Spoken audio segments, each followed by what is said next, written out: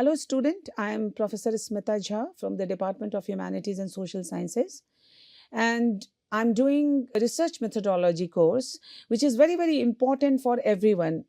And I have structured the course in a way so as to useful for both the humanities as well as the social sciences students, because this is both the qualitative and the quantitative.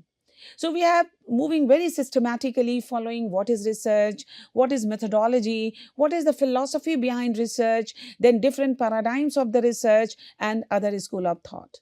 Now, this is the high time to know the various aspects of research paradigm.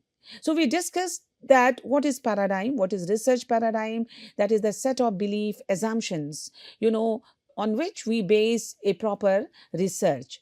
So what are the different aspects of research paradigm? So research paradigms are important because they form the philosophical basis of a research project. Research paradigms influence how different schools of learning, such as the sciences versus the humanities, undertake their research.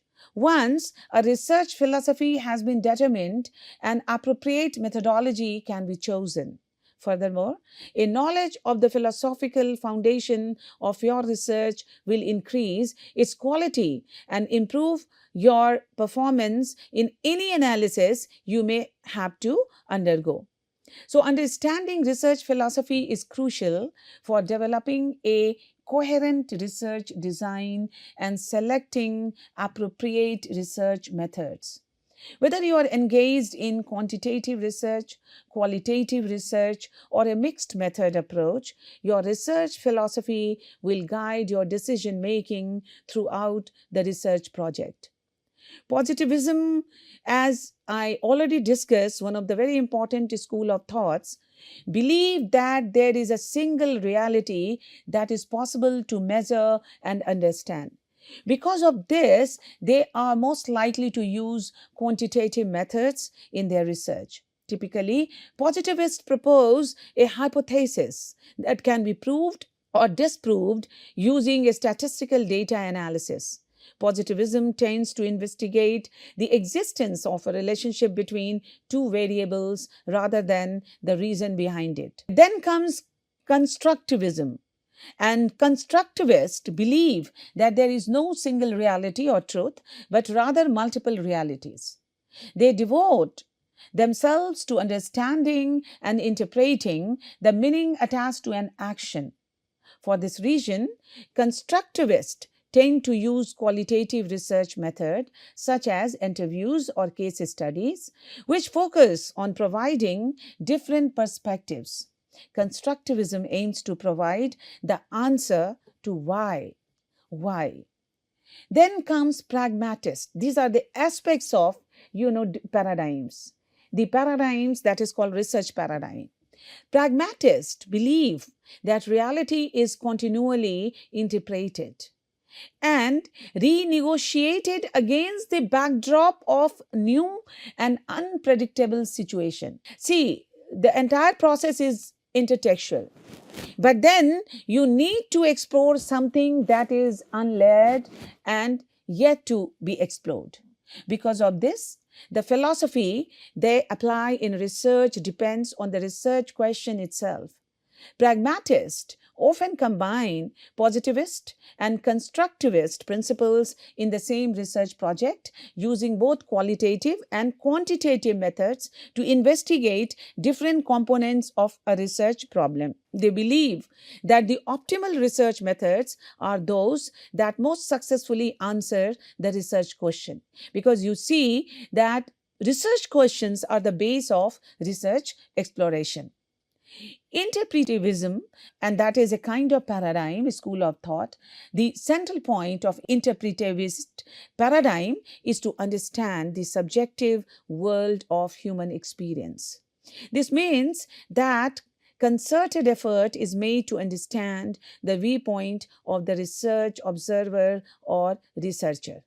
So, interpretivism philosophy, a cornerstone in social research, offers a unique lens through which researchers view and understand the social world. This philosophical position stands in contrast to positivist research approaches, emphasizing the importance of subjective meaning and experiences in comprehending social phenomena. As a research paradigm, interpretivism philosophy guides research by focusing on the shared meanings and interpretations that shape our social reality. Now, this kind of discussion, that different aspects of research paradigm, delves into the intricacies of the interpretivist approach, exploring its principles, methods, application in social sciences. So we can examine how interpretivism philosophy differs from other research philosophies and its significance in contemporary social and political context. So interpretivism philosophy is a philosophical tradition that seeks to understand the world through directly experiencing and interpreting social phenomena. This approach to social research emphasizes that reality is subjective and socially constructed. According to interpretivism, researchers cannot assume that access to reality is straightforward. Instead, they must delve into the complex web of social construction, such as language, shared meaning, cultural symbols, and alike. So, interpretivism philosophy is grounded in several key principles that guide research within this paradigm. First and foremost is the belief that reality is constructed through social interactions and interpretations. This view contrasts sharply with positivist approaches that assume an objective knowledgeable reality.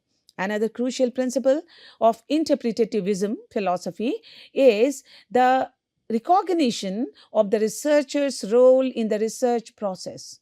Interpretativists acknowledge that the researcher's own background, experiences, and biases inevitably influence their interpretations of social phenomena. This self reflexivity is considered a strength rather than a weakness in interpretivist research. Antipositivism is a theoretical stance in social science that emphasizes the importance of subjective experience in understanding society. It challenges the idea that social reality can be studied using the same methods as the natural sciences. So, what does anti-positivism say? Anti-positivism rejects the idea that social reality can be understood through objective observation and measurement. It argues that the social realm requires a different epistemology than the natural sciences. Anti-positivism emphasizes the importance of understanding the meanings individual attach to their actions. It holds that the concepts and language researchers use shape their perceptions of the social world. Who contributed to anti-positivism? Max Weber is a prominent figure in anti-positivist thought. His concept of Verstehen advocates for understanding individuals' meanings and motivations. George Simmel is another prominent figure in anti-positivist thought. So, what is the alternative to anti-positivism? Positivism is the alternative to anti-positivism. Positivism suggests that social and cultural phenomena can be studied using the same empirical based methods as the natural sciences. Phenomenology in research refers to a qualitative research methods that focuses on deeply exploring and understanding the subject experiences of individuals regarding a specific phenomenon, essentially aiming to describe the essence of how people perceive and live through a particular experience rather than just observing external behaviors. It prioritizes the first person perspective and meaning making of participants. So, the key points about phenomenology in research focus on lived experience, that is, your point of view. It seeks to understand how individuals live through a phenomenon, capturing their perception, thoughts, and feelings about it. Qualitative approach. Phenomenological research primarily relies on in depth interviews and other qualitative data collection methods to gather rich description of participants' experiences. Now, bracketing. So, researchers often practice bracketing, which means setting aside their own preconceived notion about the phenomenon to allow participants' experiences to be heard without bias. That is bracketing. Descriptive emphasis. The goal is to provide a detailed and nuanced description of the phenomenon as experienced by participants rather than explaining it through a theoretical framework. Then comes critical theory, which is again very important and refers to a family of theories that aim at a critique and transformation of society by integrating normative perspectives with empirically informed analysis of society's conflicts, contradictions, and tendencies. In a narrow sense, critical theory, often denoted with capital letters, refers to the work of several generations of philosophers and social theorists in the Western European Marxist tradition known as the Frankfurt School. Beginning in the 1930s at the Institute for Social Research in Frankfurt, it is best known for interdisciplinary research that combines philosophy and social science with the practical aim of furthering emancipation.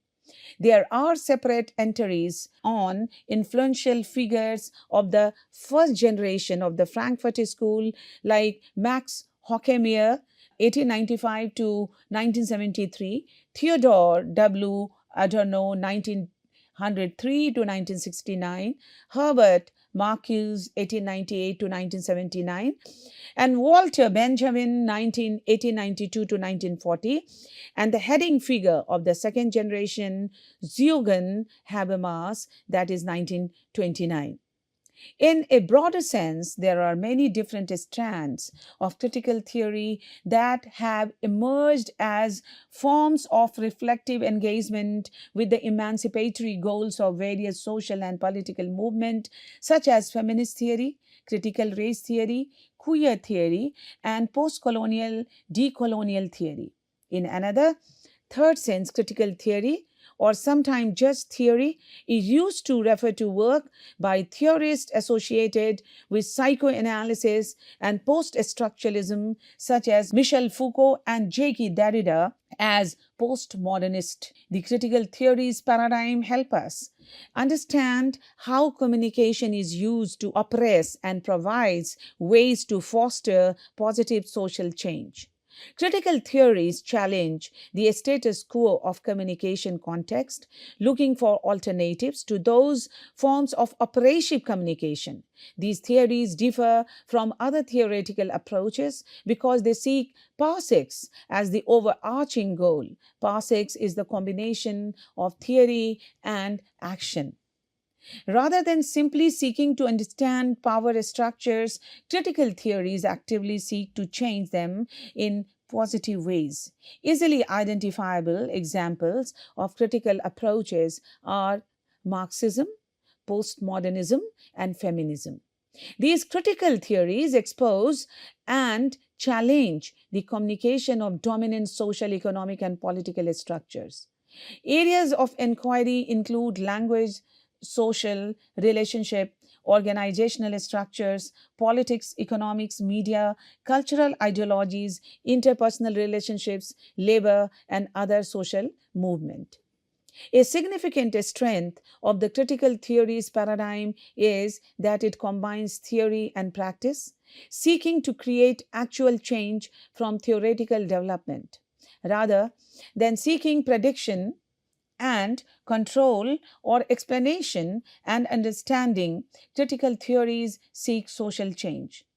The intent behind these theoretical perspectives is to help empower those whose worldviews and ideological perspectives have not found equality in social context.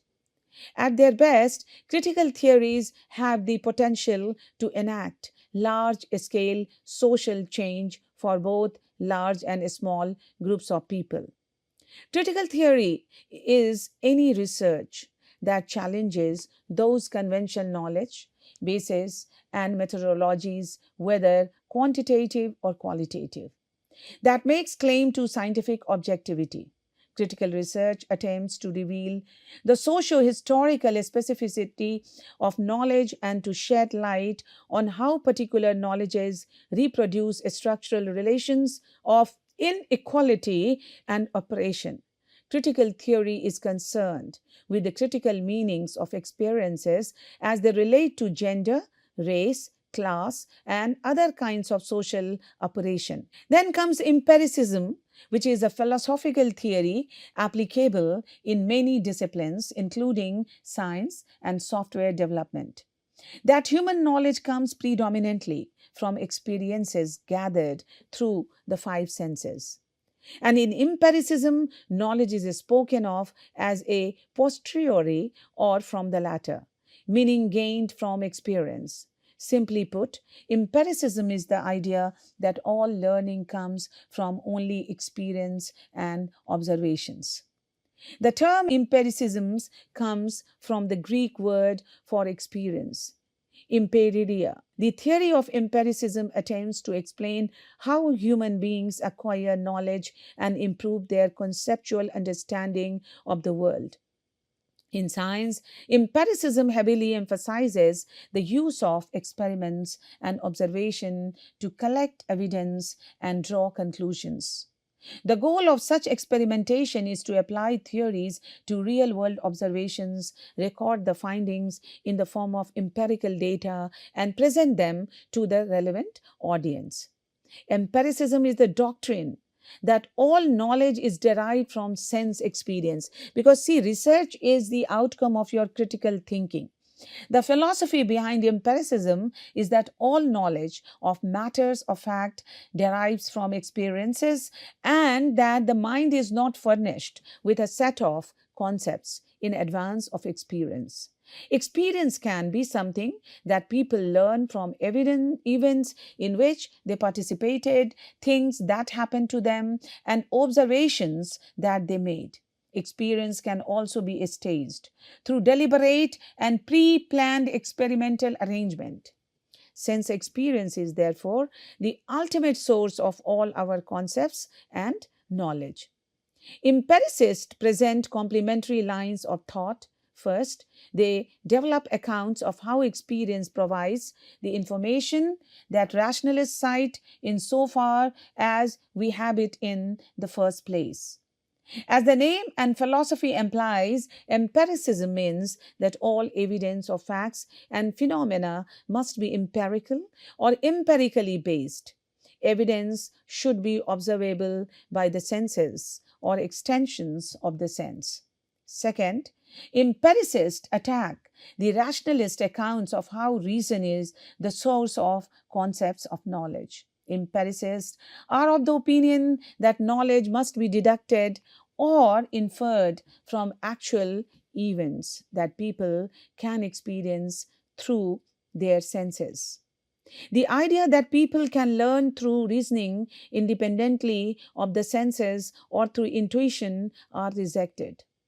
Stated differently, knowledge can only be derived a posteriori, that is, through sensory experience. Innate ideas and superiority of knowledge does not exist. A strong distinction is made between fact that is objective and values that is subjective. Sense data is the ultimate objectivity, uncontaminated by value or theory. So, according to empiricism, a person is born with an empty brain, like a clean slate, which is then filled by what he or she learns by experiencing things.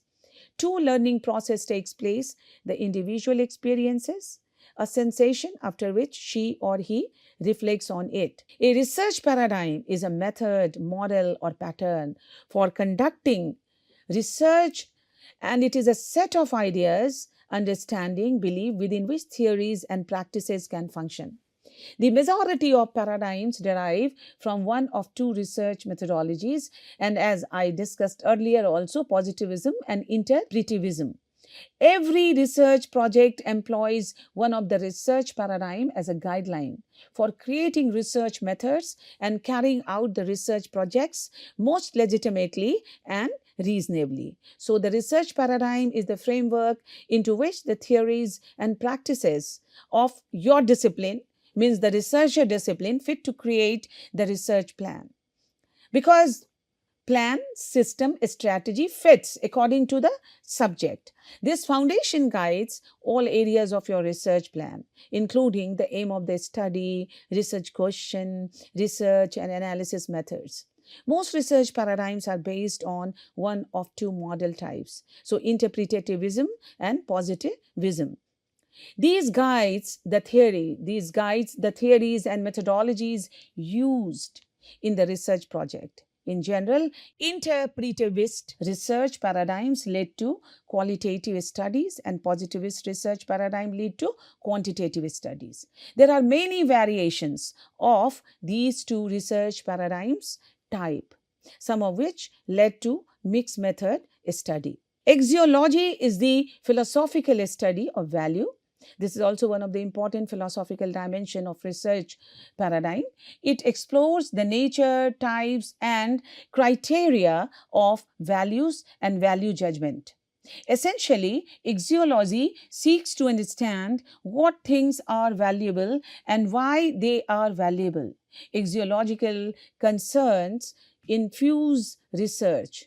So, two general examples are what makes a good researcher, that is, objective, impartial, curious, caring, diligent, and alike. What is worthwhile research, that is, correlational, causal, problem-centered, hypothesis-centered, experimental, and alike. Axiology is important when formulating a research question, that is, what is valued as a research question and outcome. So the research paradigm outlines the path to investigate the topic and brings clarity to developing the most appropriate methods of data gathering and analysis. Once the research paradigm has been determined, an appropriate research plan can be created. It is important for researchers to understand how their own beliefs, assumptions, and biases can affect the research process. The studies, data collection, analysis, and interpretations will be impacted by the worldview of the researcher. Knowing the underlying research paradigm and how it frames the study allows researchers to better understand the effect of their perspective on the study results. So, research philosophy and research paradigm are terms that tend to be used pretty loosely, even interchangeably. Broadly speaking, they both refer to the set of beliefs, assumptions, and principles that underlie the way you approach your study, whether that is a dissertation, thesis, or any other sort of academic research process. For example, one philosophical assumption could be that there is an external reality that exists independent of our perception, an objective reality, whereas an alternative assumption could be that reality is constructed by the observer. A subjective reality, then naturally these assumptions have quite an impact on how you approach your study. The research philosophy and research paradigm also encapsulate the nature of the knowledge that you seek to obtain by undertaking your study. So, in other words, your philosophy reflects what sort of knowledge and insight you believe you can realistically gain by undertaking your research project. For example, you might expect to find a concrete, absolute type of answer to your research question, or you might anticipate that things will turn out to be more nuanced and less directly calculable and measurable. Put another way, it's about whether you expect hard, clean answered, or softer, more opaque ones. Different textbooks will present slightly different definitions. with some saying that philosophy is about the researcher themselves, while the paradigm is about the approach to their study. Others will use the two terms interchangeably, and others will say that research philosophy is the top level category and paradigms are the pre-packaged combination of philosophical assumption and expectation. Importantly, your research philosophy or paradigm form the foundation of your study. More specifically, they will have a direct influence on your research methodology, including your research design, your data collection, analysis techniques you adopt, and of course, how you interpret the result. So, it's important to understand the philosophy that underlies your research to ensure that the rest of your methodological decisions are well aligned. Therefore, research philosophy refers to the set of beliefs and assumptions that underpin a researcher's approach to their study. It is a critical component of the research paradigm, influencing every aspect of the research process, from formulating research questions to analyzing data and presenting findings.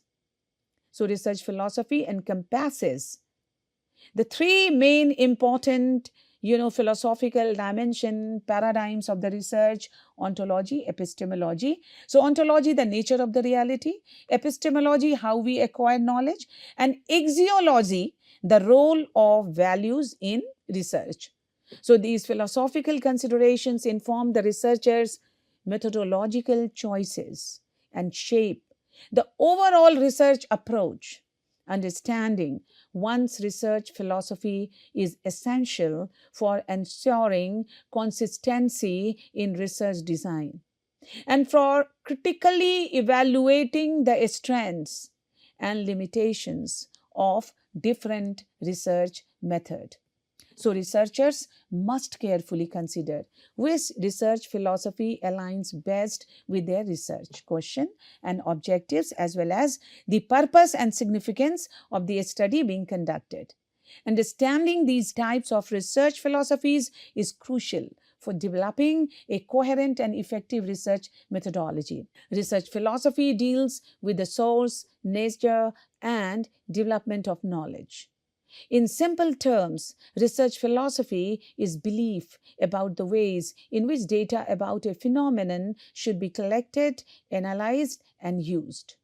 Although the idea of knowledge creation may appear to be profound, as a researcher, you are engaged in knowledge creation.